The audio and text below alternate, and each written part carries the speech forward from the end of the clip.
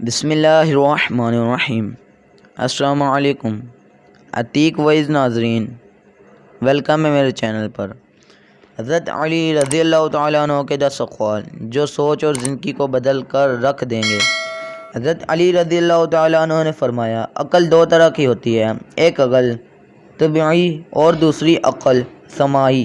انسان عقل سماعی سے کوئی فائدہ حاصل نہیں کر پاتا اگر اس کے پاس عقل طبعی نہ ہو۔ یہ بالکل ایسے ہے جیسے اگر آنکھ کی بینائی نہ ہو تو سورج کی روشنی بیکار ہے۔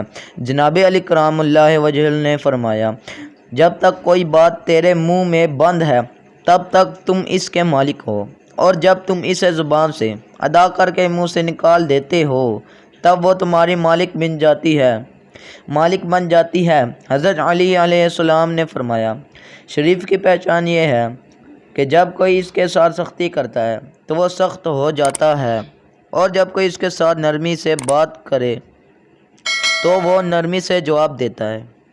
اور کمینے کی پہچان یہ ہے کہ جب کوئی اس کے ساتھ نرمی سے بات کرے تو اس کا جواب سختی سے دیتا ہے، اور سختی سے بات کرنے والے کے سامنے ڈھیلا پڑ جاتا ہے۔ مولا علی علیہ السلام نے فرمایا، جب کوئی آدمی کسی دوسرے آدمی کے عیب کی تلاش میں رہتا ہے تو ایک وقت آتا ہے کہ اسے اس کا کوئی نہ کوئی عیب مل ہی جاتا ہے۔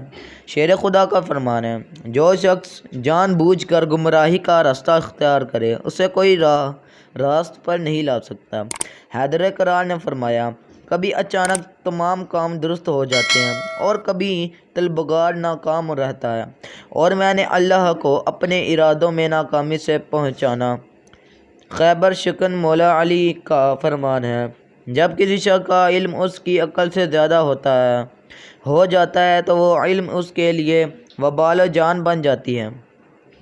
علم کے شہر کے لیے دروازے سے اعلان ہوا، صدق یقین کے ساتھ سوئے رہنا اس نماز سے کہیں بہتر ہے جس کے پڑھنے میں یقین شامل نہ ہو۔ امام علی کا فرمان ہے، جب عقل کامل ہو جائے تو کلام کم ہو جاتا ہے اور آدمی اکثر صحیح بات کرتا ہے۔